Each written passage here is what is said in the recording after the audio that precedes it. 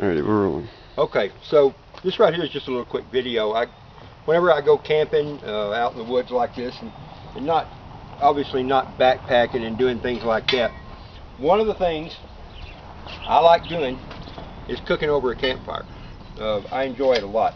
I've got a video that I did about what we had for supper one night and just some of the cooking that we did. It wasn't the fanciest stuff, but it was just fun cooking. It's one of the things I always enjoy, and so I thought I'd show just some of the stuff I use. I've got cast iron skillets, the old Campfire coffee pot.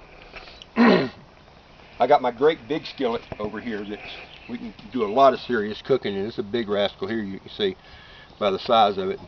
The lid, it's plenty heavy. Then I got this little stainless steel pot that I can do stuff in. This is what we keep water hot in to wash. This is one of my all the time go-to Dutch ovens right here.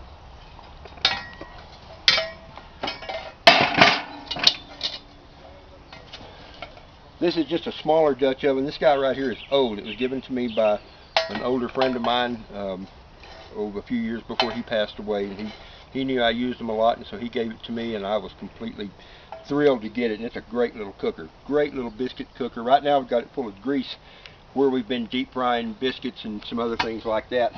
We don't eat a lot of fried stuff, but once in a while. And this is my big Mongo Dutch oven, big rascal right here.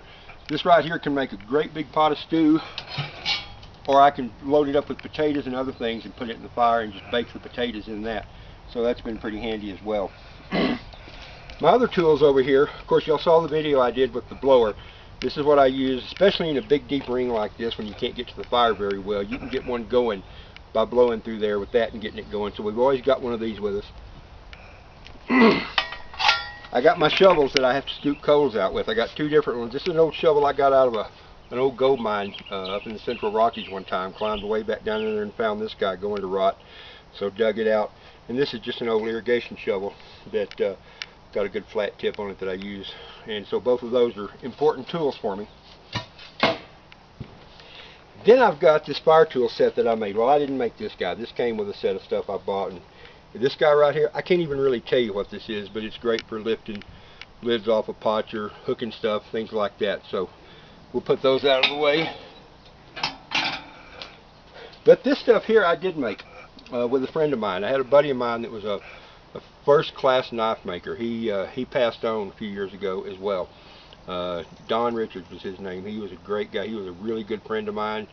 Most of his family was good friends of mine as well, and so I miss him. But he used to do a little blacksmithing too. In fact, he did a lot of blacksmithing in it with his knives and just with some of the other stuff. And so we got in his shop 30 years ago, maybe longer, because it would have been in the early 80s. It was before I moved to Colorado the first time. So I've had this stuff a long time. But just a basic set of tools that we use. We've got a fork that I use here. Where the best place to get all that in there. Am I about right there, Jeff? Yeah. The fork, this is one of the things, all this stuff was fun to make when we did it. We just started with square stock on all these and then heated it, in the fire like that. We put the twists in it, hammered out the tips and ends, and folded them to make them kind of pretty. This piece right here was fun. We heated it up really good, and then took a chisel or parting tool and split it a little ways, and then separated it out, and then just hammered it down, worked the tip into it. Same thing with this one. This one was a little bit trickier. This took a couple of tries for me to get it where the hooks were the right way. And even now, if I leave it in the fire too long, or if one of my kids or a friend leaves it in the fire too long, it'll get hot and kind of reshape it a little bit if we're not real careful. But it's still great. I use these all the time. We got this cool little fork right here, and to be real honest, I may not have made this one. I may have won this one in a shooting contest one time back when I used to do a lot of black powder shooting. This may have been made by a blacksmith who called himself White Metal, if I remember right. But I made one similar to this, but I don't know where it is, but I'm not going to take credit for it. But it's a cool little fork just for turning bacon or sticking stuff, see if potatoes done, just little stuff like that, and I love it. Yeah, I won't do that. This was something Don and I made, and I rarely get to use it. It's got good applications, but sometimes it's hard to use it in a campfire setting.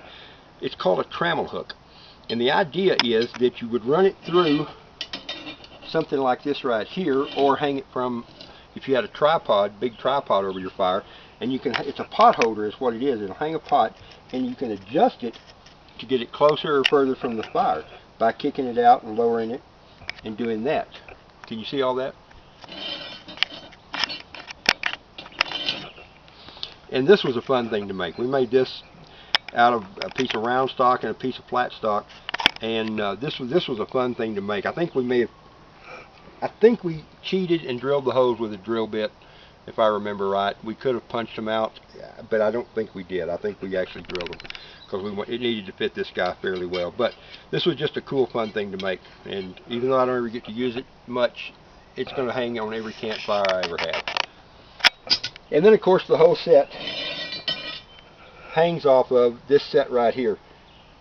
These two right here we made. There's two of them that are made to go into the ground to punch in, and then the cross piece that goes with it. And same thing, we just, you know, heated, hammered, and twisted, and turned and bent, and did it all on an anvil and a hammer, and it was just a lot of fun to do it.